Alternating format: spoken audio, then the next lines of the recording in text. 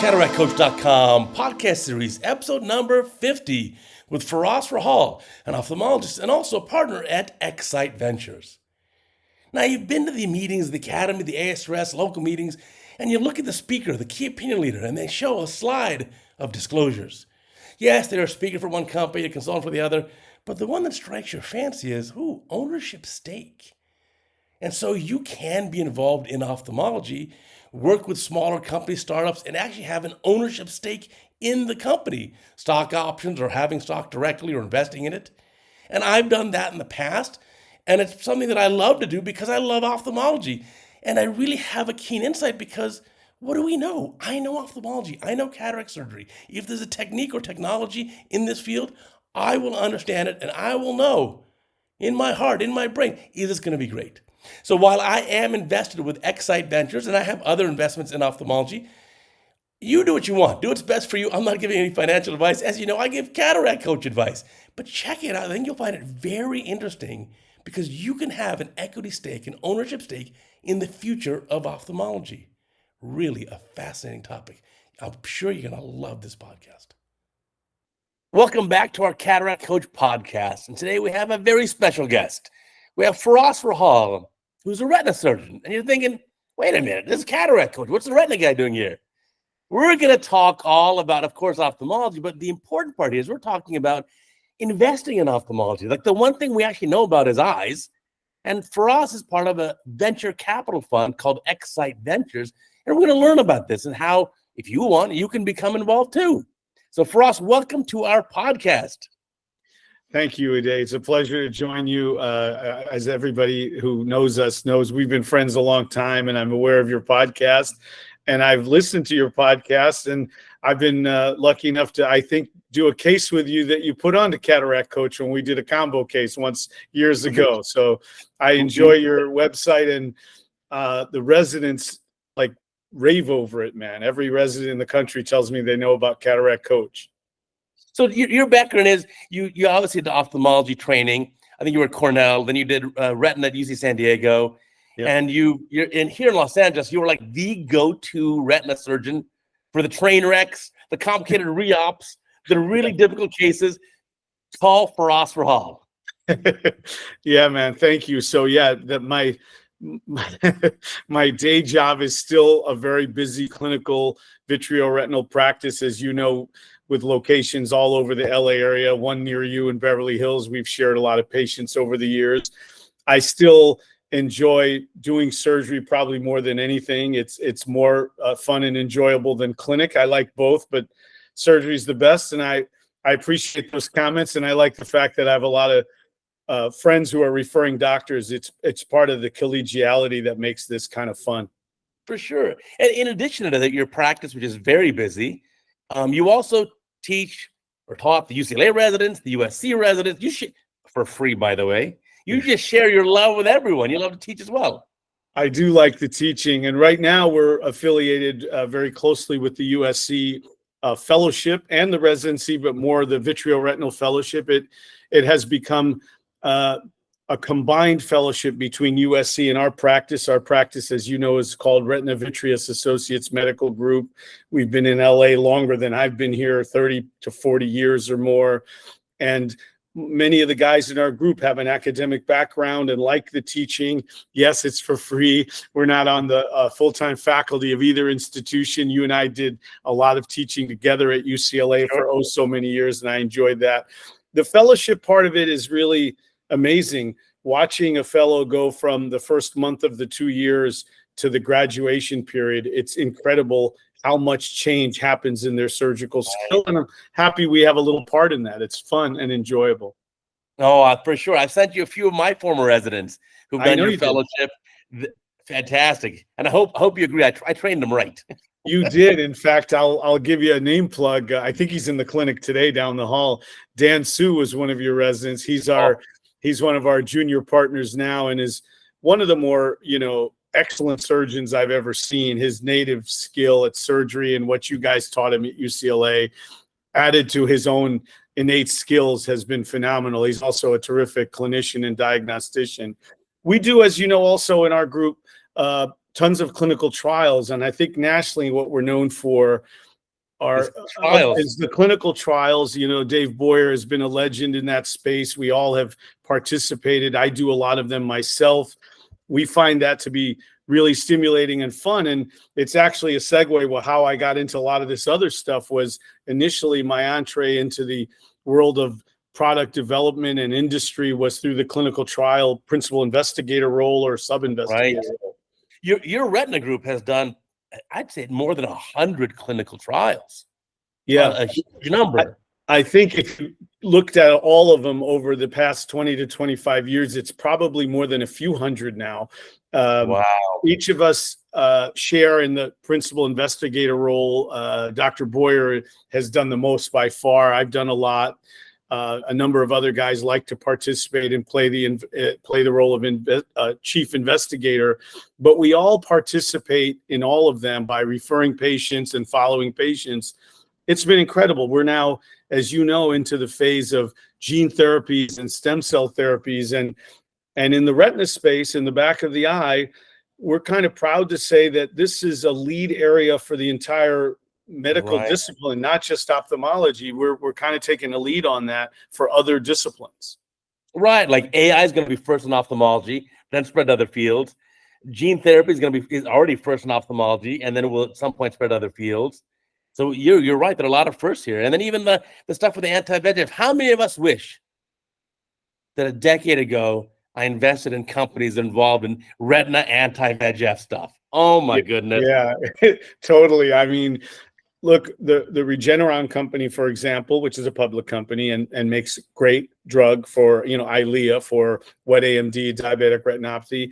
I think before the eye situation with anti-VEGF, I'm not sure they really had a product that was probably their first and foremost. I may be wrong about that. They're doing other things, but Eylea was their blockbuster. And sure, I'm sure somebody who saw that coming 16, 18 years ago has done very well for themselves. Indeed. Well, of course. Yeah. I mean, Eylea now alone has earned tens of billions of dollars. So it's a crazy number to even think about. But, it just kind of begs the question that, when it comes to other types of investing, let's say crypto, stocks, options, even real estate, I am dumber than a bucket of rocks. I just don't have any expertise in this. I didn't go to business school. I don't have an MBA. I've never been involved in this stuff.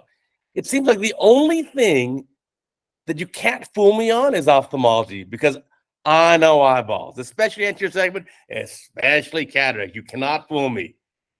Yeah, you're totally right.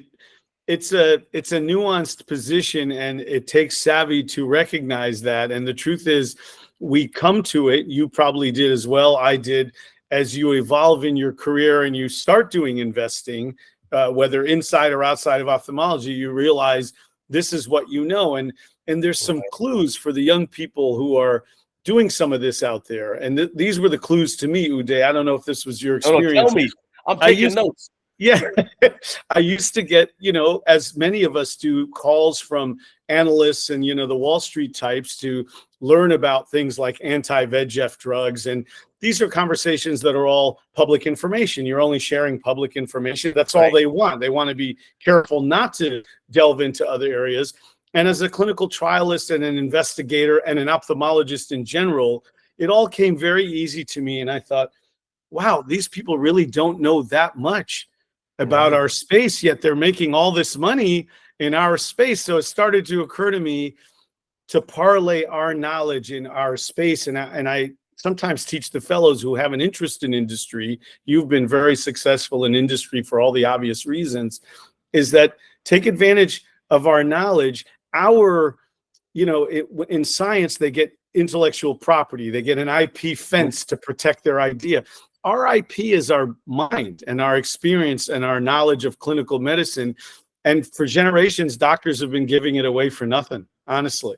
It's a great point, because today there are so many ophthalmologists who are involved in, let's say, these consulting companies contacting ophthalmologists. If you will talk to this investment group for an hour, we'll pay you X amount of dollars.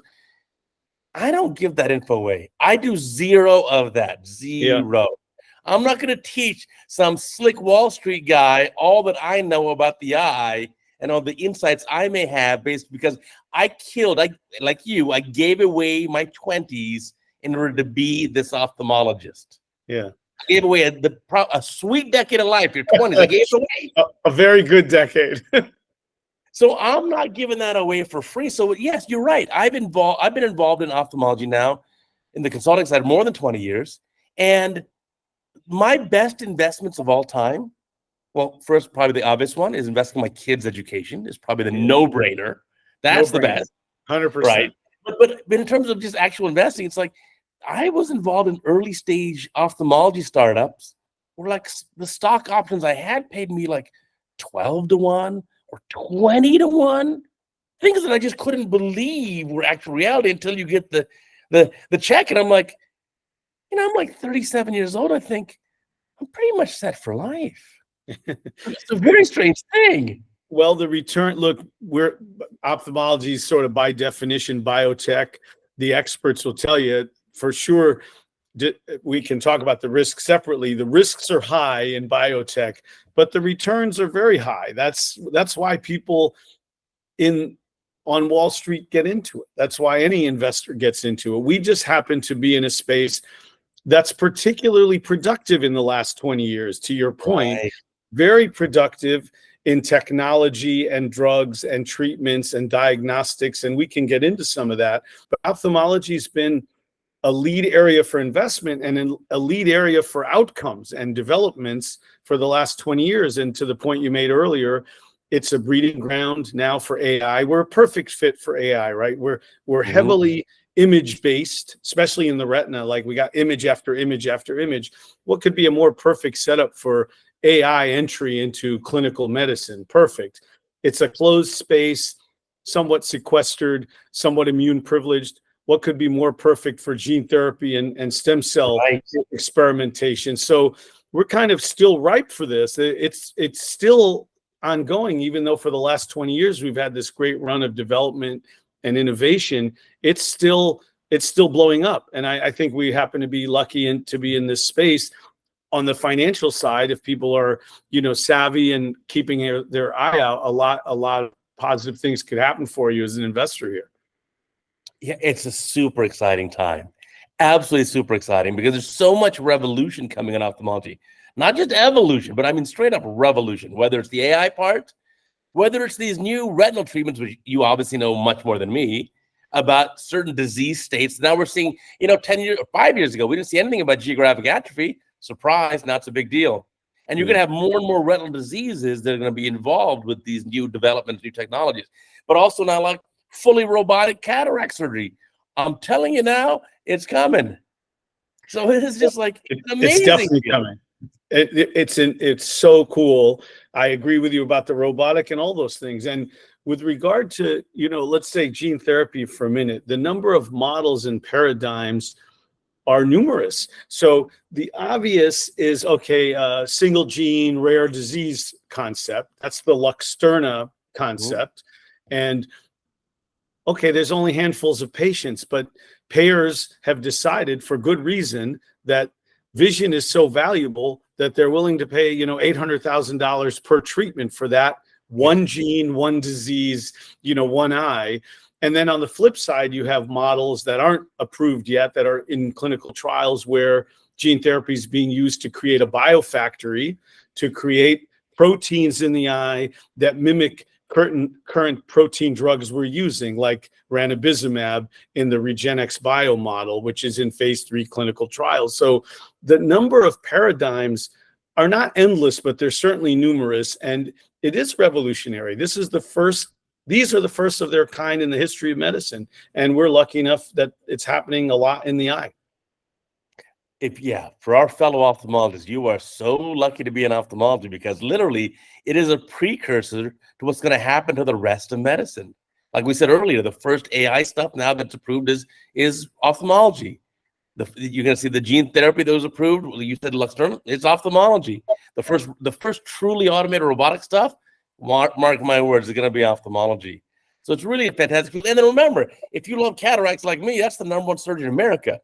If you like intravitreal injection like Firas, that's the number one procedure in America. And there's been talk about trying to utilize robots for that too. I mean, for obvious reasons. Look, every year the number of people needing injections because the disease states that we can cover keeps growing, and the population's aging. So it's an endless supply, so to speak, of need for injections, and there's only so much human capacity. We may find a way to automate it better using AI, using robotics, and for sure, cataract surgery. I agree with you. We're both interested and involved in some programs. It's coming. It's a perfect surgery, in my opinion, to be automated that way, right? The perfect surgery looks the same almost every time. That's kind of the goal. When I watch you do a cataract, it looks the same every time, except if you're doing an exceptionally, out of norm one. But the normal, regular ones, and that's the beauty of it, that can be automated using AI and various imaging systems, and of course, robotics. I think it's pretty phenomenal, and a lot of people think that's coming. I agree with you. I don't know exactly how the robot works, in urological surgery, but I agree that's more like surgeon assisted than fully automated. And right, so the Da Vinci robot, actually, so let's say for robotic prostatectomy, the Da Vinci robot is still driven or controlled by a surgeon who's at a console with 3D vision and some basically hand pieces to control the instrumentation. So they can operate through multiple ports and obviously a very confined space, the pelvis. But an even more confined space is the anterior segment, which is all less than a cc. So yeah, it's a very tiny space. Yeah, and I think for the people, I'm glad to hear you talk about it, because as a high volume, super talented cataract surgeon, you're obviously not threatened by it. You're excited for it. And I think for the people who think, oh, automation is coming, it's going to displace me, that's never happened throughout history. Right. Forgetting ophthalmology, manufacturing, bank tellers, they're not replaced. What happens is the human factor goes to a higher level of thought and complexity, and it just augments what we're doing already with our brains and our own hands. So I don't think anyone should feel threatened by automation. I think it'll make us better and more efficient. Absolutely. And remember, still, it's like I fly on a plane that has autopilot, but I assure you, the pilot is still actually very much required. Yeah. That's a good point. Thank God for that. I totally agree with that. And it's similar. If you look at just something in ophthalmology, let's look at like refractive surgery. When the very first time I did LASIK in 1999 or 98, the microkeratome to make the corneal flap was totally mechanical. It didn't have a motor. I actually pushed it with my fingers across the cornea to create a flap. Then we got to a motorized microkeratome. And now we just use a femtosecond laser. And so you still need the surgeon. Still need the surgeon, still need the thinking, the technique, the knowledge, the clinical assessment. It's all still surgeon dependent. The more automated doesn't mean that the surgeon's going to become obviated. We agree on that. And I think most people, when they sit down and think about it, and LASIK is an excellent example for this. I didn't even think of it myself, why people shouldn't worry about automation. I'll give you an example in our space where augmentation, which may be more realistic for us in the early phases for retina, it would be amazing. So, because you've seen us do it, we can peel these fine membranes off of the macula. They're 10 microns or less. And the trick is to do it with as little contact or trauma to the underlying retina tissue as possible. That's the skill in it. And it's a very challenging thing to do repeatedly, perfectly. And one of the reasons is in ophthalmology, certainly in retina, there's no tactile response. This is all visual. You have to have excellent optics, and we do. Imagine if you could make the touchdown of the forceps on the internal limiting membrane magnified 1,000-fold, that your hand inside this device would vibrate, that you just touched the ILM. How brilliant would that be, that you would never dig too deep because you'd know instantaneously when you were touching the ILM. I think that's coming at some point too, like an augmentation of and create what doesn't exist now, which is tactile response. Right. And you could have a step down as well. So you move the instrument, let's say 1 millimeter outside the eye, it steps it down by 1/20th. So now in the eye, it only moves 0.05 millimeters or 50 microns. So you'll move Right, 1 exactly. millimeter, it moves 50 microns. You could have a much higher level of precision. Yeah, totally. It does take away, and if it takes away the tremor factor to some extent. And if you were to measure tremor measurements, there's no question the mobility of these tips in the hands, so to speak, of a robot are universally better than in the hands of even us experienced surgeons who've had good results for a long time. So the results will get better. They'll get more consistent. And one person said to me, an investment guy some years ago about this, as we were talking about, robotic cataract surgery to be specific. And he used the term, he said, this will democratize, cataract surgery. Right. Not everyone gets the results you get on every case. And that's a great commendation for you. And there's a lot of great cataract surgeons, but the robot will do it the same way, presumably every single time in every single city in the world, right? It's a democratization. Right, like making a LASIK flap now with a femtosecond laser is pretty dang consistent. As opposed to the old days when I had to use a mechanical finger push microkeratome, where there's a big variability there. Yeah, I heard of cases where the flap would come off completely and things like that in those days, which makes a lot of sense. Yeah, so I think we're definitely headed there. Now, my disclosure for my viewers is I'm a big investor in this. I have invested in my own personal funds in a robotic cataract surgery company, and I'm also involved in your venture capital fund, your VC fund, which is called ExSight Ventures. So this is not a solicitation. You do you. I have zero knowledge about accounting or finance. I'm dumber than a bucket of rocks, but I do know ophthalmology. Yeah, no, and this is how, if I could take a minute, this is how ExSight Ventures came to exist. It wasn't my idea. I was one of the founding partners. The idea came from a couple of the other guys in the group. One you mentioned earlier, we were discussing James Murray and Michael Nissen. We're the three partners right now, and there's some other people who helped us found it. It's a great idea. It's basically niche investing, right? It's investing in the space that you know best. Michael also is a vitreo-retinal surgeon in New York. And so this is our space, ophthalmology. So I'm not sure how he came to the idea with others. I have some original anecdotes about it, but the bottom line is there's actually writings among finance professors now, one of which is had a role in founding our group, that niche investing has a greater return than sort of the run-of-the-mill general investing. And to just the common person, that makes a lot of sense, right? If you're betting a long shot, but you know the arena really well, and now the long shot is a little bit less of a long shot, you're going to, at the end of the day, after many, many investments, be ahead. And so that was sort of the purpose. We don't get outside of our lane. We haven't made any investments outside of ophthalmology. But to the points we were discussing earlier about how the broadening of healthcare in some areas might actually start in the eye, one of our investments that exited, I can speak about this because this is public information, is a gene therapy company out of San Diego. It's called DTX. And they originally were doing research in retinitis pigmentosa gene therapy. We liked that. We learned of it.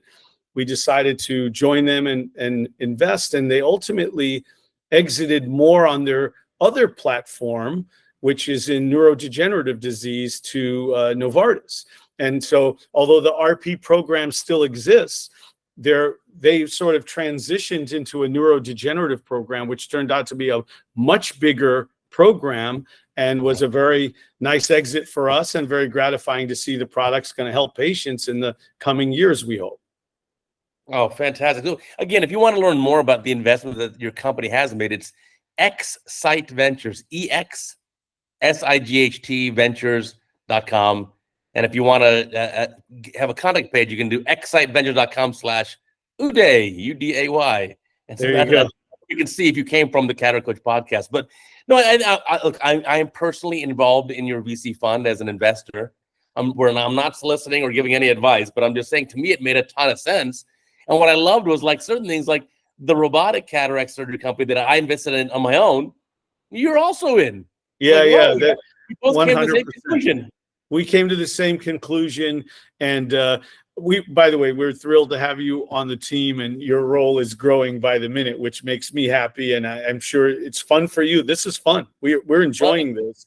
We're having a lot of interesting conversations and meetings. We receive so many pitches from brilliant innovators. Some are in the very earliest stages, literally university level, haven't spun out into a company yet.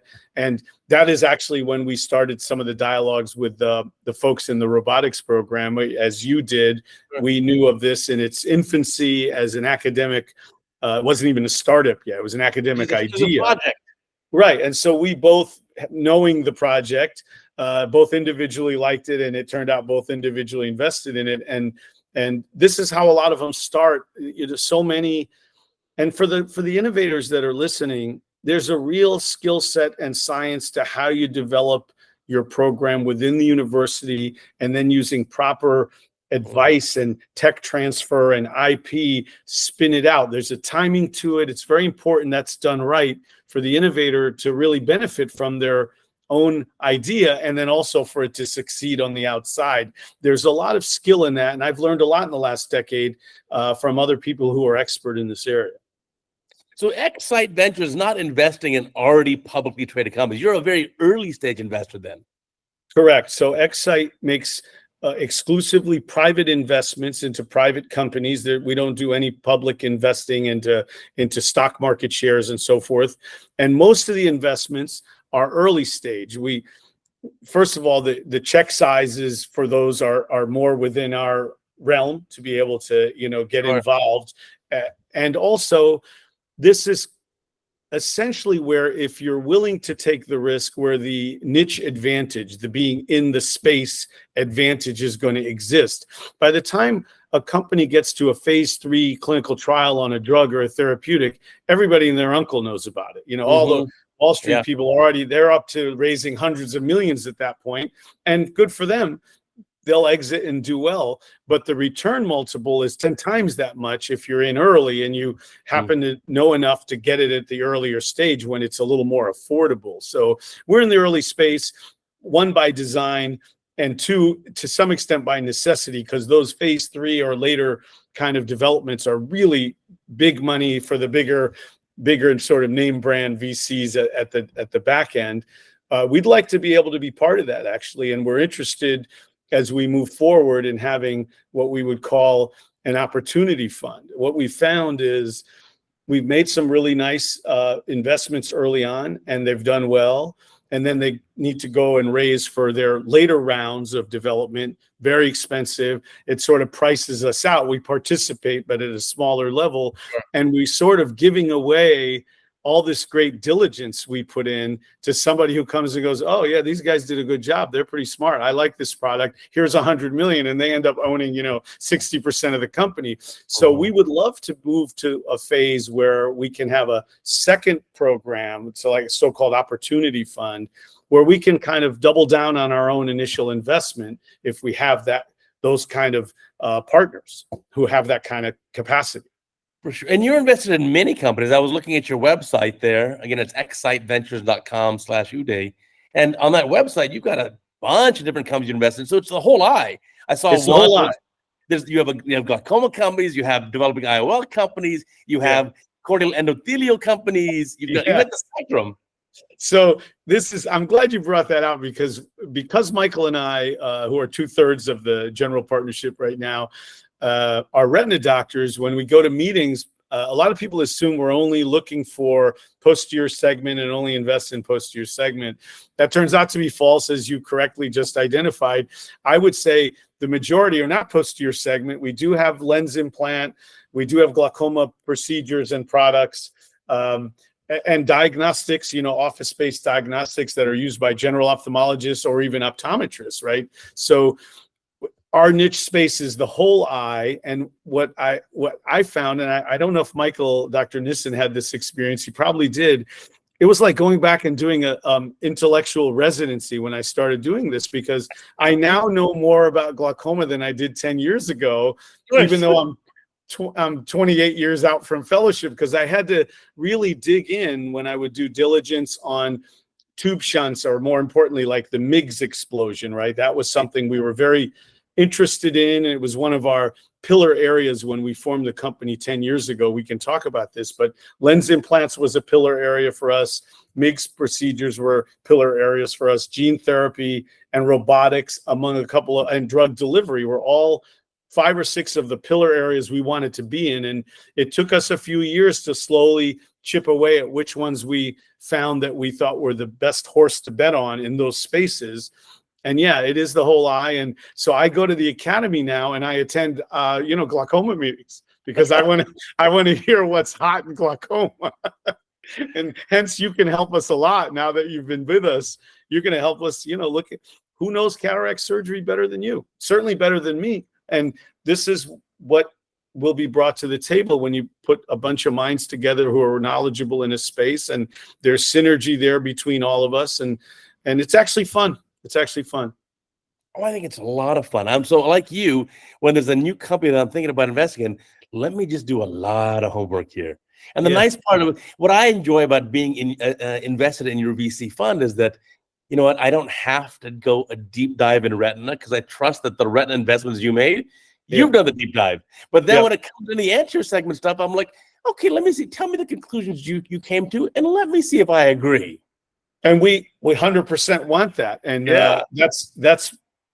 that's one of the key reasons, other than you and I have been good friends for 20 plus years, to have people like you in it. One, it's fun and we work together, but absolutely, if I'm looking at an IOL project, even before you were part of ExSight, I'm going to call you and say, hey, what do you think about this? But now that you're with us, it's even more formalized, and we'll be, having meetings with you. We have some glaucoma people that are in the program as LPs, and they help out. We invite them to join us for meetings with the companies. We take pitches, a couple times a week. We have these slots that are blocked out for us between the East Coast and the West Coast. We've worked out a pretty good system, because look, you have to stay on this. This can't be. Yes, I'm fully in on clinics during the day, but I've carved out afternoons and some early morning periods to do these meetings. So I've carved into my clinical schedule to stay on this. And then when it's an anterior segment product, of course, we have a great team of people, you being one of them, and say, hey, could you join this call with us and hear what these guys have to say and get your take? We'll usually screen it first to see if we feel like if it's high level. We might have a couple of calls with the people. And then as we're getting into deeper diligence, bringing a friend and colleague who's expert is perfect for asking the really pointed questions. It took me so long to figure out that, I should actually invest with my expertise. Like I said, if it comes like I own no crypto, I can't even understand it. I'm not a big stock guy, option guy. I don't day trade. I don't do this. Real estate, this. You can fool me in a second. Like I said earlier, when it comes to that stuff, I am dumber than a bucket of rocks. But boy, you start talking ophthalmology, my ears perk up. You start talking some anterior segment stuff, and then the cataract. Oh, I got you, baby. I know everything I need to know. And we're going to utilize that. But you're totally spot on with your comment, because I've been doing this for a while now. A lot of people assume that I'm a wheeler dealer on the stock market and day trade. I'm like, I don't do any of that stuff. I absolutely don't know what crypto is. I've had my son, the engineer, explain it to me like 100 times. I still couldn't explain it to anybody. I don't have any idea what crypto is or how it works. I most certainly wouldn't danger myself to invest, because although it might be a great investment, what does the ombudsman of Omaha always say? I can't invest in anything I can't understand or explain. Buffett, and that's true. And I think, for stock trading, look, we all have investments with mutual funds and so forth, and we rely on investment experts. I don't have the time to be on the day trading, looking at, the computer all day long.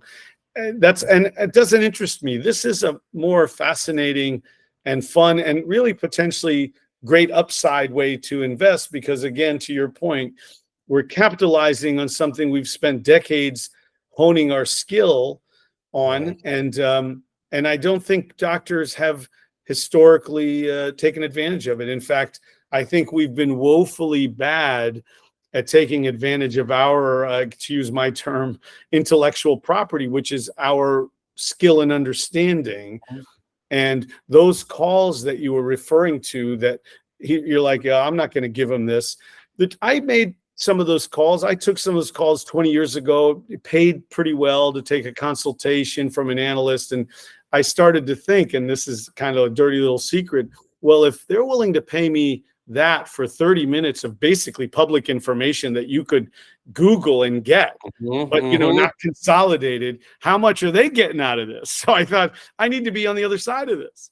Oh, they're getting a big multiple, a couple orders of magnitude more than you. Yeah, right. And so I'm 100%. Absolutely. We have the knowledge. Why should we be giving it away when we could use it for our own, advancement? And who's better to bring these products along, forgetting the finances of it, when what we found at ExSight is even when we bring very little money to the table for a particular investment, the founders, the innovators, and some of the bigger VCs who do have a lot of money want us on the table because they also know we bring some great ideas for the development plan. Like the success rate of the product is influenced by who's investing. You know this. It's critical to have the right minds around the boardroom and the scientific advisory board room to bring the product, because there's so many pitfalls that the product can fail. And they do, I must say, the bigger VCs do appreciate that in our little niche VC to be able to help out and essentially sometimes guide decision making. Absolutely. I think the expertise you bring is so important for a young ophthalmologist. If you are working with a new startup, this is what I do personally, and they want to pay you for your consulting time. If I really believe in their product, I'll say, just pay me in stock options. Yeah. Because I really believe in your company. That's becoming probably more popularized, and for sure some of the more seasoned advisors like yourself, and I do advising as well, are requesting that and getting it, as opposed to, say, fee-for-service kind of arrangements. Right. There are all kinds of hybrids out there, but if you're willing to, put the legwork in and not need the money up front, the upside's certainly greater looking for shares or options for later, because if you really believe in it, you're going to help them get to the finish line. Right. You have some skin in the game there. Yeah, exactly. But I think for all of us, I mean, if I showed you a robot, let's say you're a Wall Street analyst, let's say you're a Wall Street managing director of some big, huge fund, and I showed you a robot doing cataract surgery, what do you know? You can't tell.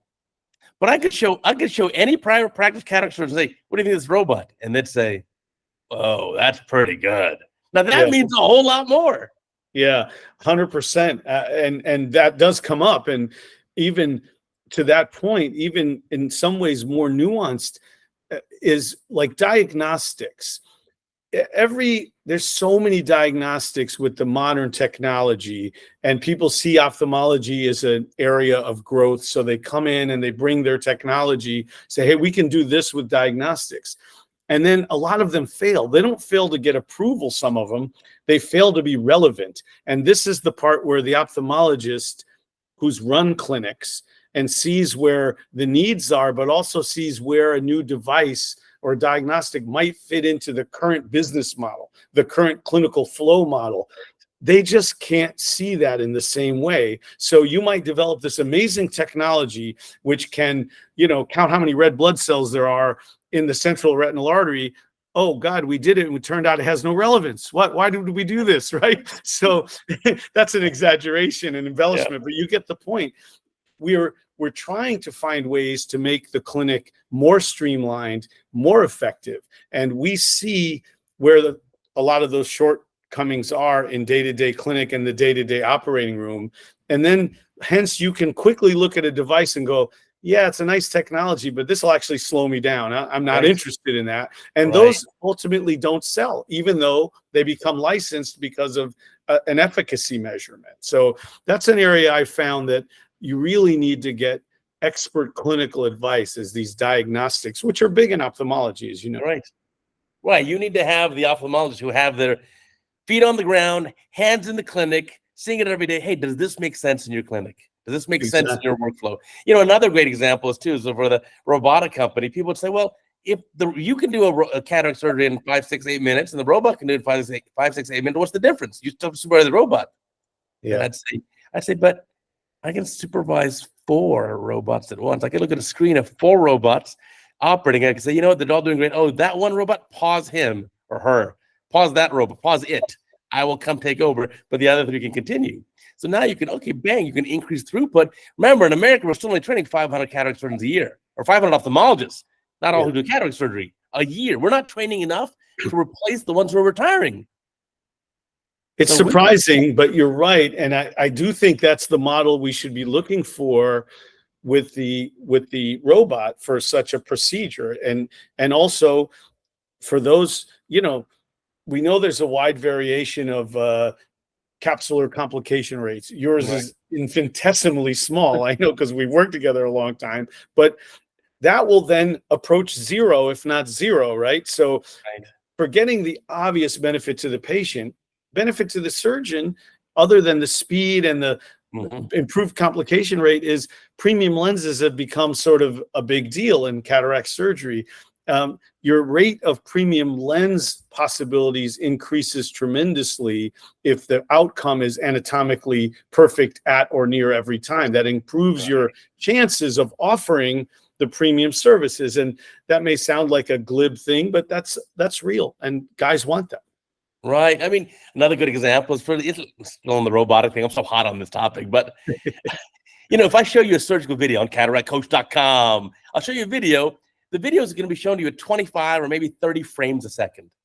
So if I show your human eye 30 frames in a second, you think it's totally fluid. Now, what if the robot has a camera on there that is at 60 or 120 frames a second? What if there's an OCT on the robot that's 200 frames a second, 400 hertz? Now you've got a machine that can have 10 times your resolution visually as a human, and it can react at least 10 times as fast to on the fly in less than 1/100th of a second. Let's say, boom, change fluidics to prevent the capsule from coming up. So stuff we can't even think about now because we're so used to doing it just with human limitations. Yeah, that's where the AI part of it, the imaging, as you described, OCT and others, are orders of magnitude more efficacious than human quality.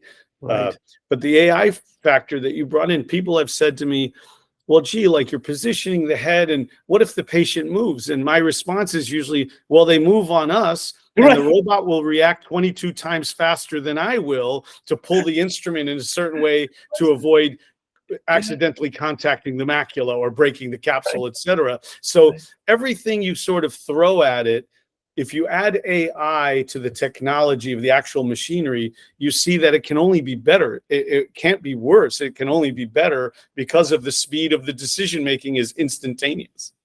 Absolutely. Or almost instantaneous.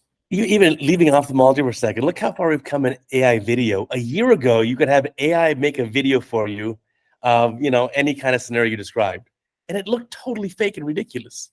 Today, a year later, it looks like you filmed it. It looks like it was real life. It's crazy now. That's a year. That's a year. It's amazing. That's another area that I'm sure will get better. Visualization. Now, this is a big deal for us in the back of the eye, as you know, and Alcon's done a great job. They've brought along Ingenuity, and now other companies are in that space. And this is just, I actually think, right now they're approaching equality with the highest quality microscope. I still trust the highest quality microscope because it's analog and that is the real image. But because of what you just said with filmmaking and so forth, the augmentation that's possible here and the insertion of information along with the image, like OCT guided work, even for the human surgeon, it's only going to advance. And this is using, again, AI and tremendous visualization technology that's being brought to ophthalmology. This is just the beginning. I think that's going to improve a lot. Wow, yeah. And so tell me about other projects you're involved in, because you have obviously lots of other involvement besides just robotic. And obviously we also work together on the next generation accommodating IOL, which are hopefully coming soon. But as you were saying also, you're involved in the glaucoma side, the cornea side, and stuff. I want to What talk else about affects those you? two because this will be of interest more to your audience. I know there's a lot of cataract surgeons and anterior segment doctors who are listening. So we're involved in a cornea product called Trefoil or Trefoil, depending how you want to pronounce it. It's the New Orleans Saints fleur de lis is their insignia, and that is a biological product to, let's say, improve the function of corneal endothelial cells, and it's being tested now clinically in conjunction with or alone in use with corneal surgery, like Decimase procedures. You guys know the names of all these Yeah, procedures better than me, but basically to treat various forms of corneal edema, whether it be bullous keratopathy from previous surgery or Fuchs corneal dystrophy. These are pretty common diseases. I mean, right.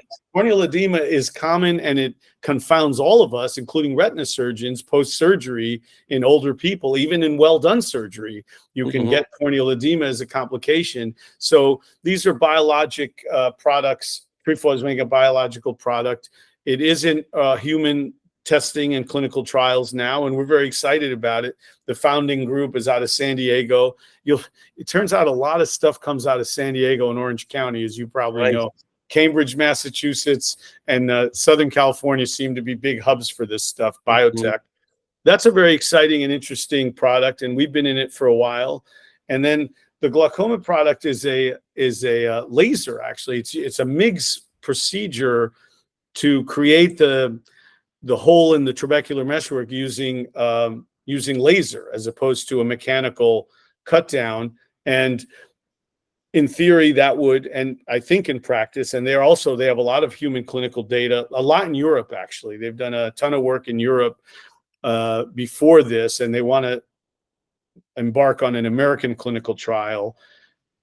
It could, in theory, reduce complication rates of one leaving behind hardware for a MIGS, in the TM, et cetera, and also reduce bleeding because it's laser dissection as opposed to a blade. So we're excited about that one too, and we think MIGS is going to continue to be big. Now, some think maybe it's leveling off. Most of the experts don't think so. I think there's still a lot of potential improvement in MIGS, and it turns out the first MIGS people, Glaukos and others, hit on something, that giving opportunity to cataract surgeons and general ophthalmologists to surgically treat glaucoma is a big market winner. This is where investment people and business people can also be innovative, right? Right. You have to understand the market and study the market. That was a little bit of a gamble in the very beginning. Like, hey, we're going to bring this surgical glaucoma product to general ophthalmologists. I know in the retina space, there's always discussion about, well, we're developing this, but will it fall in the hands of the generalists? And are the retina guys all going to get upset? So there's science to that too. And people underestimate that these people who are designing these clinical protocols then also have to think about how to market the clinical protocol. And there's plenty of pitfalls there. Glaukos hit a home run. It turned out the general ophthalmologists love this concept, and they're wanting more, and more are developing. And the glaucoma people seem to be okay with it, from what I can tell, because they're still doing the more complex, more advanced cases. Sure. I mean, with people living longer, I think we're seeing more glaucoma too. Oh, I mean, what percent of 90-year-olds have glaucoma? It's a lot more than the percent of 60-year-olds. it's huge. And, a lot of the things we do create some glaucoma, certainly in the posterior segment, the treatments we do for retinal detachment and other things, even routine vitrectomy. If you look long-term, there's data in perfectly well-done, simple vitrectomy that years out, some of these eyes have higher pressure. It's not well explained. Stanley Chang wrote about this a number of years ago. It's turned out to be true. Multiple intravitreal injections for, again, somewhat inexplicable reasons. Now we have millions of people on this, can induce ocular hypertension. So we're going to have another whole slew of patients coming in with either ocular hypertension or glaucoma due to possibly many, many dozens, if not hundreds, of intravitreal injections. So there's more to come. Aging plus the medical procedures that are great, that are helping people, have some side effects. No, for sure.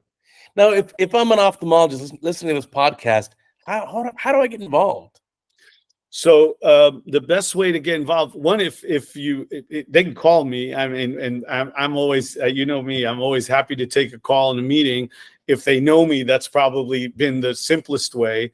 But we have a website, ExSight Ventures, and there's an email on there for I'll put a link down below. Yeah, I'll put a link down below. Yeah, there's a contact, and James Murray, the managing partner, fields everything. We get all kinds of incoming from that. Including innovators who want to talk with us who we haven't met before. Most of those come in directly by calls also. We become name brand in ophthalmology, so we get all kinds of calls from the innovators and the early startups, and we're very proud of that. And we talk to every one of them. We schedule everyone, and we learn from these calls. But also for the ophthalmologists who want to be involved, the website is the probably the easiest way because they can do it sitting from their phone. But there's also phone numbers, and they can call. And if they email, say, hey, I want to talk to Firas Rahhal about this, can you give me a call? I'll call them back. Oh, fantastic. Yeah, so that's interesting. Yeah, on both sides, not only on the investing side, but also on the seeking backing side. Like, I have a great idea, great project, a great this. Can I get this across your desk? And maybe you guys want to invest in me.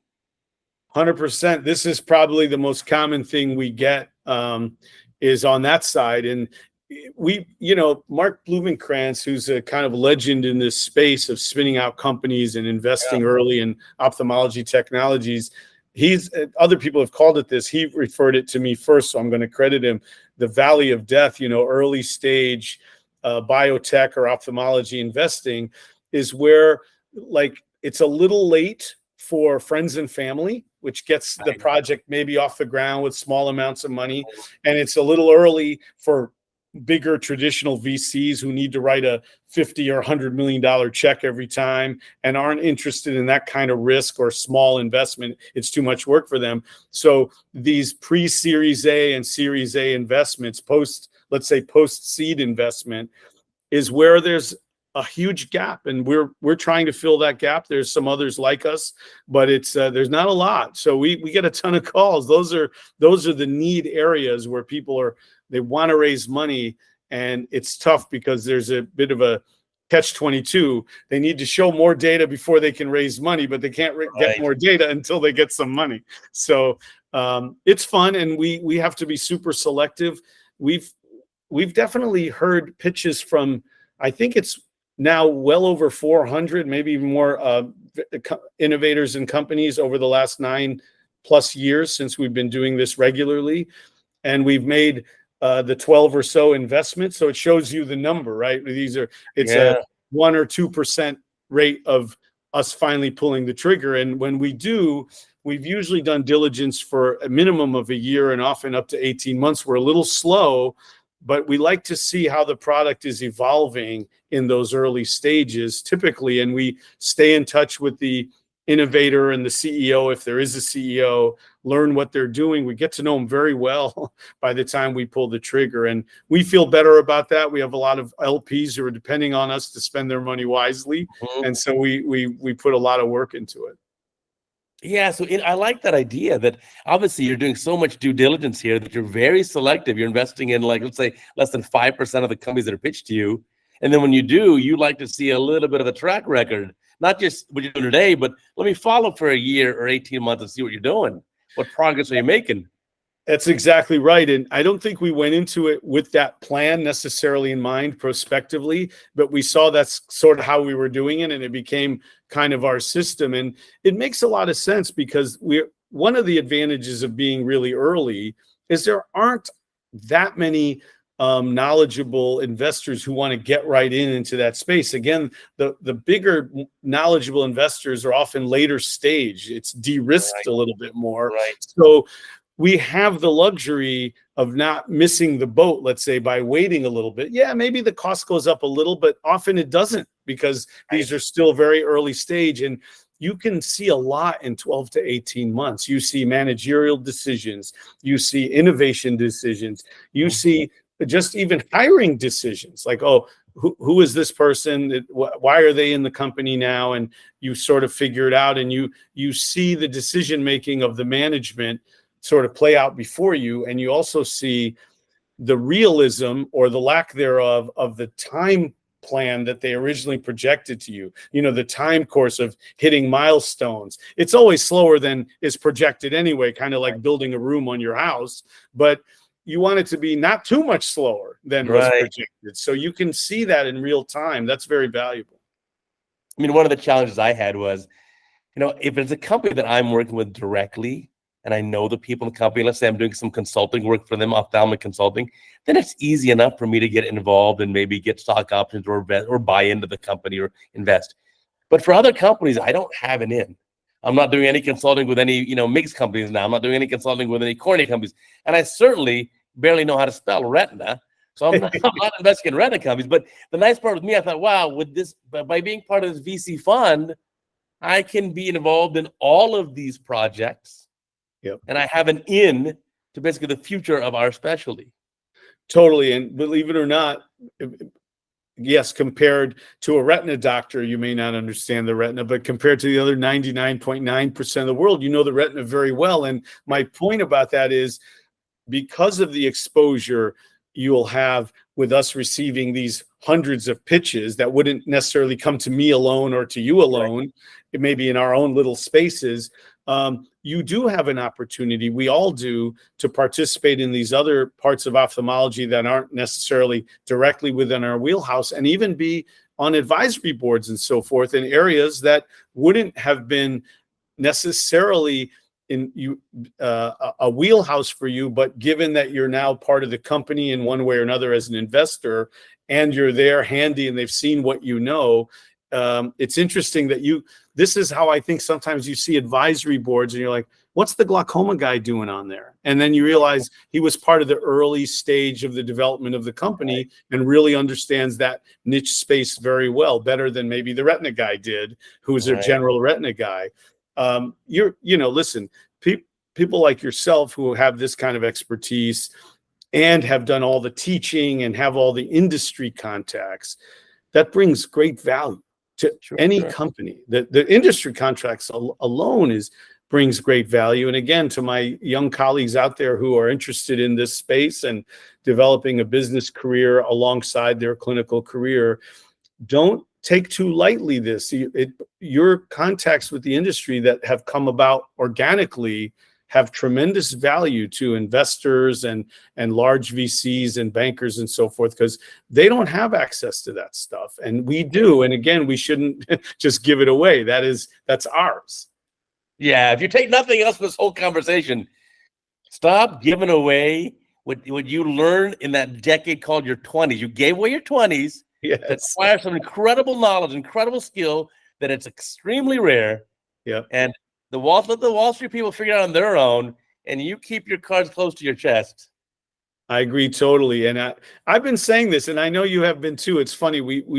I don't think it's a common refrain. Maybe it's becoming more common, but I've talked about it with you for years, and I think we're way better as a field now. And in large part, people like you writing in the journals, and I remember your article about being a KOL and what that entails. And I think people learn from that and see, hey, there's opportunities here. I've been giving it away. I think we're definitely better now than we were 20 years ago, but we still could take a lot more control over the innovations and finance of our own space. Oh, I think you're absolutely right.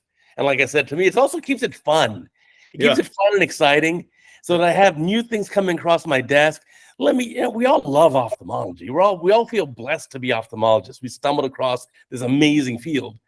But like when things come across my desk, let me dissect this a little bit. Let me read about this a little bit more. Let me understand it more.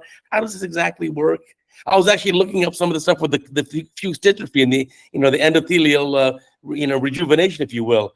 Yeah. And wow, because obviously as a cataract surgeon, I see fused dystrophy every week. Yeah. And so I just did it's exciting stuff, and it sort of seems to come out of nowhere. But to give credit to these folks at Trefoil and all these other great startups, there's so much basic science done in the beginning, behind the scenes, that nobody knows is going on. These brilliant guys at universities figuring out mediators and pathways, and putting in the work and putting in the hours and the years. And sometimes our role is, even if we don't invest, we help them to learn how to spin it out and benefit from their own expertise. And even if we're not investing, we've become sort of known for that. And people call us and ask opinion and help, and we're happy to do it because we find it fun as well. That's fantastic. Now, I'm going to ask something a little unusual here. I've never done this on a podcast before, but maybe I can actually also email James Murray and get him for like a brief 15-minute part on the same podcast to get his input from his more business side, because he's not a clinician. Totally. James, listen, you asked me all these great questions and I answered to the best of my ability, but on the technical side, valuations, and this is James's wheelhouse. He's really good at it. He's kind of the backbone of the financial part of this business, which is obviously the most critical, perhaps. We bring in scientific knowledge and understanding of innovation and so forth, but it's still a VC company, and somebody has to know the real nuts and bolts. And Michael and I have learned a lot from him over these years. But yeah, it would be Michael Nissen, your fellow retina surgeon. Correct, and he's one of the. I think this is sort of his brainchild, but although James was there from the beginning too, and then they invited me to found it together, which we all founded it together. But I can't take credit for the idea. It came to me from the two of them. And Michael actually flew out to LA to the Retina Society meeting. I don't know if he remembers this, more than a decade ago, and said, "Look, I know how insanely busy you are, and you're doing trials, and you got a wife and kids, and you have one of the biggest clinical practices in the country. I'm going to ask you to do more." I'm like, what are you asking me for? And he said, he wanted to found a VC together. And I'm like, gee, that doesn't sound like a little more. That sounds like a lot more. But I've tailored my schedule, and this has been a great ride with him and with James. And I'm glad you're on board. It's going to be more fun and more successes. And yes, I think you should ask James to come on and get some of the lowdown on how some of the technical aspects of the finances. Right. Oh, I definitely will. That'll be fantastic. Well, Firas, I want to thank you for being on this podcast. I'm so impressed of how much ExSight Ventures has grown over the last almost decade. It's really quite remarkable. I'm glad I'm part of the process on the early stage now. Thank you. But I want to thank you. What a fantastic podcast. I learned so much. I think all ophthalmologists, you already invest in ophthalmology, in your clinic, in your surgeries, in your patients. Ultimately, listen, your number one thing is you get paid to do surgery, to do ophthalmology. But I think for us to have a control or an input into the future of our field, being able to invest in something that we have a deep knowledge of, I think it's a really empowering thing. And it's it brings me so much pleasure. Thanks, Uday. I'm really appreciative to come on. I appreciate those nice comments. And I'm most appreciative also that you've joined up with us. And we're looking forward to the next decade being the best one ever. Yeah, so am I. So again, my viewers, stay tuned. Don't hang up the podcast just yet. I'm going to have an add-on segment coming up just soon with James Murray, who is going to tell us all about the intricacies and the details of the finance side. Stay tuned. So we just finished that podcast with Dr. Firas Rahhal, and his partner, James Murray, is here to answer a few questions for us and give us more insight about what is ExSight Ventures. So James, welcome. It's great to be here, man. I heard you and Firas had a great conversation. It was fantastic. So tell us all about ExSight Ventures. What's your background and what are you involved in? Yeah, unlike you and Firas, I'm not a clinician. I have no technical background. I'm an attorney by training, worked in asset management at the beginning of my career, a number of roles. Ultimately, I wanted to go into venture. And in that context, I was introduced to our other partner, Michael Nissen, vitreo-retinal surgeon here in New York. And he said, listen, ophthalmology is a really interesting and innovative place. And I see some opportunities every year to invest in, but I don't know how to, figure out what a term sheet is or what good terms are or what my preference is. Maybe we could work together. And I was a total skeptic. I was like, venture is hard enough. Life science venture, biotech, medical devices, even more challenging. Early stage is impossible if you look at the numbers. And now you want to look at this one little area of the body, right? And ophthalmology is so unusual. And plus, don't forget, all ophthalmologists, like all MDs, we have essentially zero business training. That's right. Although you guys are great businessmen, as Michael, Firas, and you are, right? You figure it out. And I think that gives us an interesting edge. So yeah, I was like, this never works. this will never work, but listen, you seem like a great guy. Let's have a conversation. And immediately I was kind of blown away and surprised by the opportunity set. And for a few reasons. One, it's a classic kind of valley of death, early stage funding gap that was so prominent and so prevalent. Explain that to us again, because Firas mentioned this yesterday about the valley of death. So that means what? Like, it's easy to get money early on, like the friends and family money. Then you've got a valley where it's hard to get money, and then once you get going, there's more. That's right. So, think about how biotech and life science companies are typically started. Typically, it's started in university level in a research lab. So there's grant funding, there's university dollars. And then, as you said, once you spin that out, there's some friends and family willing to invest, willing to put up your own personal capital. And maybe some early stage grant funding through NIH or otherwise, SBIRs. But then there really aren't many funds that will write $5 to $10 million checks. And that's a structural issue because there are big funds out there that write, they've got 600 plus million under management. And in order for them to move the needle on their fund, they have to write $30 to $50 million check minimum. So when we started all the way 10 years ago, and I looked at this, that check size was 30 million. Some funds now are up to 50 and 60 million. And across that, they also have their own syndicate partners. So they need to write $100 million total round sizes just to move the needle and to make something interesting. And as you know, a lot of innovation happens for much less, and it's much more capital efficient. So me as the finance guy back then, right, just kind of looking at this going, this seems really inefficient to just throw a bunch of money at an early stage opportunity before it even proves itself out. The old adage goes, many companies will not die from starvation, but die from indigestion, right? So when you throw $100 million at a biotech company that has yet to pick a lead candidate, and then you got that valuation step up, and you messed up the cap table with all these big funds, and then they stumble, and then they need to go back and re-raise, oftentimes those funds will just write that off, right? So to me, that's kind of that valley of death that we wanted to step in and utilize. And around that point, that's when Michael brought in Firas. He said, if we do this, man, we got to bring in Firas. He knows everyone. He's been involved in tons of clinical trials. And so we met him. And I looked at this and I said, this is exactly what you want, right? You got this capital and efficiency, but then it's early stage, so it's very high risk. Well, how are we going to identify the good opportunities that can be de-risked? And you do that through expertise. You can't be a generalist going, could you go look at, I'm sure you could, but cardiovascular. No, of course not. I have no idea because my depth is so little in that. But show me anything, cataract, ophthalmology, anterior segment. I have such depth that's what to me is comforting. That limits my risk. So I always see these things as low risk. If I know the field, if it's a cataract investment, you can't pull the wool over my eyes. Right. Exactly. And then, so Michael and Firas, then, you may have also, right, as many surgeons and clinicians do, they serve as experts to other funds and GLG, to use an example, these expert networks where you'll get a phone call and they'll prepare you with some information. They just want to get your opinion. But what they can't know in that role that we know that we've been doing for 10 years is all of the deal flow. So they may serve up to you 3 to 4 companies with an IOL. Say, right? Well, over the last 10 years, we've seen dozens of companies. And once you kind of raise the flag, and this was a big part early on to determine whether or not we could do this and say, hey, listen, we're an early stage ophthalmology fund. Guess what? There aren't that many. There weren't any then. We now have, some colleagues in the business. But you get a lot of deal flow. Everybody with an early stage ophthalmology asset comes to you and says, what do you think of this, right? So that's another reason that specialization really helps rather than just being a generalist.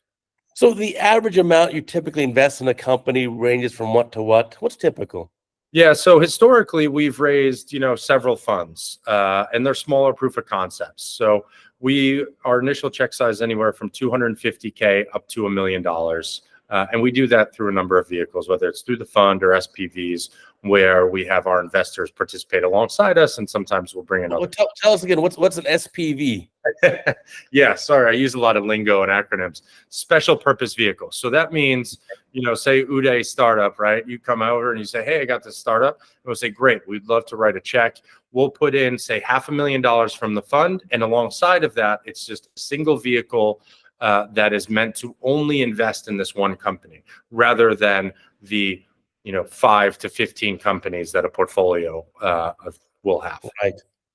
Right. So I like the concept of having the portfolio investing. So like some of the investments that I've made personally in ExSight is, that it's a fund that invests now in maybe, you said, 10-ish, maybe 15 different companies, all in ophthalmology. That's right. So the strategy more broadly, right, where we're going more broadly has the opportunity capacity for $75 to $100 million, right?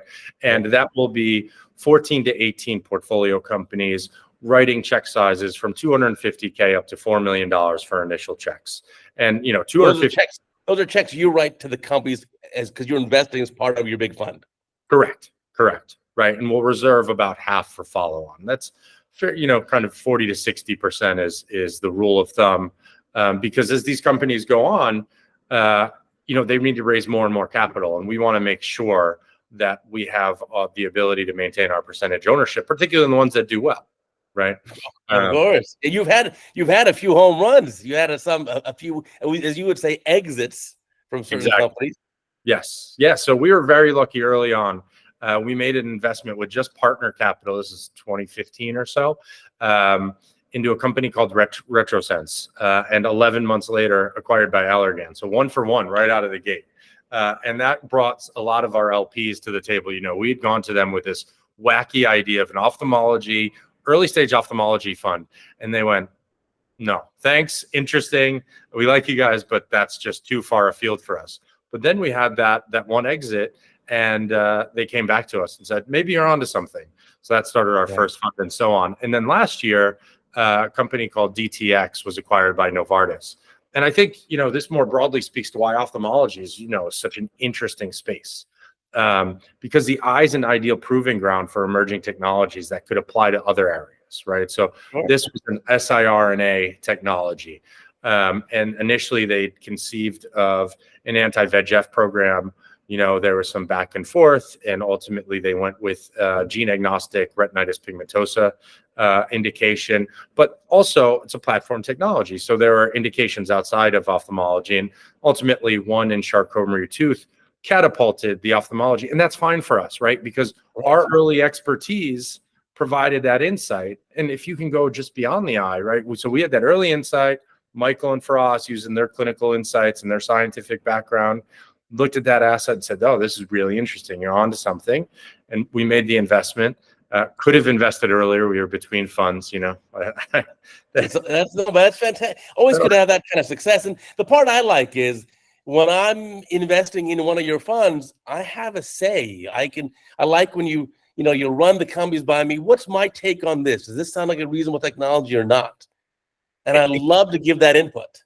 Exactly. And so, we're really just crowdsourcing our investors' expertise, right? And it's great. And they're aligned in our interests, right? You're an investor, you're an LP in our funds, and you actually have something at stake rather than just a phone call or a consultation fee, a small consultation fee for your hour, right? We're aligned. So we call you up and we'll get the real background. You'll know the individuals involved oftentimes, and you'll know the technology inside and out. And we can have really candid conversations around that. And I think that it's so important when you're looking at early stage assets in anything, particularly here in ophthalmology and healthcare. So if any of our ophthalmologists who are listening to this podcast want to know more or want to potentially invest, what's the minimum amount investing? How do they contact you? I mean, I'll leave a link down below for them, but. Yeah. Minimum, I'm going to not get into details and specifics. It varies. So if you come into one of our SPVs, we typically administer those through AngelList, and that's discretionary, right? So it could be anywhere from $1,000 on up, and that's just driven by the platform. And then any of our funds, just more broadly, more typically, there are certain SEC rules. I'm not going to put your audience to sleep with these here, but typically for the fund math to make sense, a rule of thumb for an early stage fund is a $250K investment. But, I think within the universe of venture funds and venture investing, where you're looking at LPs, there's a range of investments. It's anything that I mentioned, that $1,000 to $250, all the way up to 5 to 15, or somebody that can really anchor a fund. Right, whatever your personal comfort level is, et cetera. Yeah, and listen, we want people to be involved, right? So we're looking at programs that are even earlier stage than what we would look at for a fund investment, right? Where we want to work with an entrepreneur, and we're looking at creating a program to do some really early stage de-risking, where it may take 50 to 250K for lab space and to run some preclinical studies. And what we'd look to do is to utilize the network of people that we have, right? Where, hey, this is more of an angel network. We're going to vet this. It's too early for the fund, but you as an ophthalmologist that has that expertise, maybe you look at this and say it's interesting. We think it's interesting. It's just not quite ready yet. So, we're looking at a range of options, and then over time, so that's kind of the angel phase. Our main target that we've been working on for many years is that early stage, right? Seed to Series B, right? That classic valley of death we started talking about. And then later stage for our companies that graduate and move on and are raising at $150 million valuations, we want a later stage fund down the road to really invest in those companies where others from the field are coming in, the big funds, the big strategics, right? And they're writing $60 million checks. That'll allow us to participate really across the continuum, everything from seed to later stage, and give LPs an opportunity to do so also. For sure. So if an ophthalmologist has like a great new little baby startup, like a garage startup, they can also contact you, come to you and say, hey, would you consider funding us? Absolutely. So anyone can find us on ExSightVentures.com. We've got a link up for you, ExSightVentures.com/Uday, right? And that way they can find us. We can get in touch, if you're interested in talking to us in any context. And for companies, it's never too early. People always say, oh, I wasn't quite sure. It's never too early, because our typical lead time on an investment is about 2 years, because this is really early stage stuff. Company that we both know, Horizon, we talked to many years we talked to them before there was even a company. So it's never too early, right? It's never too early. We want to get to know you. We want to get to know the asset.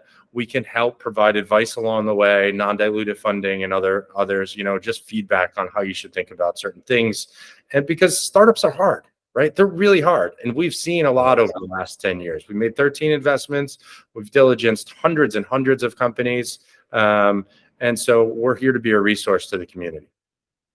Well, I think it's fantastic. Yeah. Everything we do was started as a little baby startup. Every single thing that we do in ophthalmology. That's the neat part of it. And the nice part of ophthalmology too is that ophthalmology is constantly changing. That's the only constant is change. It's always changing, always evolving, always new stuff. You guys as a field, and I think this is what resonated with me early on and inspired me. It's so innovative. You guys are always thinking, how can we do better? It's very, iterative and never satisfied. It's like, what's next? How can we help patients more? How can we be more efficient? And there's always room for innovation. And now in a world where you're seeing regenerative medicine, surgical robotics, well, the eye is a great proving ground for that, right? Because it's as certain, as Firas says, certain unique anatomic sequestration and different features, right? It's a protected space. I mean, even like the first gene therapy now is Luxturna, right, in the eye. Right, so you can see this. Or even a lot of other technologies. Now, OCT, it's finding its way to other parts of medicine. Or how ophthalmology paved the way for anti-VEGF stuff. So it can start in the eye, but it may then expand to the rest of the body. Exactly right. Exactly. And we have to, when we're pitching non-ophthalmologist LPs and we're telling them, why should you care about the eye? That's what we tell them, right? And if you look at the company DTX that was acquired by Novartis, perfect example, right? Right. Exactly. The eye, and then technology works in other areas of the body. Well, I'm a fan of what you do. I'm really, I'm honored to be a part of ExSight Ventures as you say, an LP or limited partner. That's right. And I certainly encourage other people, do your own due diligence, check it out. To me, it's definitely the right fit. And I look forward to being involved with you and your team to evaluate hundreds of more potential companies so we That's can right. all kind of grow together. Yeah, well, thanks for having me on. I can finally be on a Cataract Coach after watching many, many videos and trying to figure out what you guys actually do in surgery. Awesome. Well, I'm honored. We'll have this podcast up shortly. And again, I'll have links down below. It'll be in the description of the podcast. Again, it's exsightVentures.com/Uday, UDAY. All right, James. Thank you so much. I sincerely appreciate it. Thanks a lot. Take care. I want to remind you guys, remember, new podcast every single week, every Sunday on Apple, Amazon, Spotify, Google, YouTube, anywhere you find your podcast. We will catch you next time.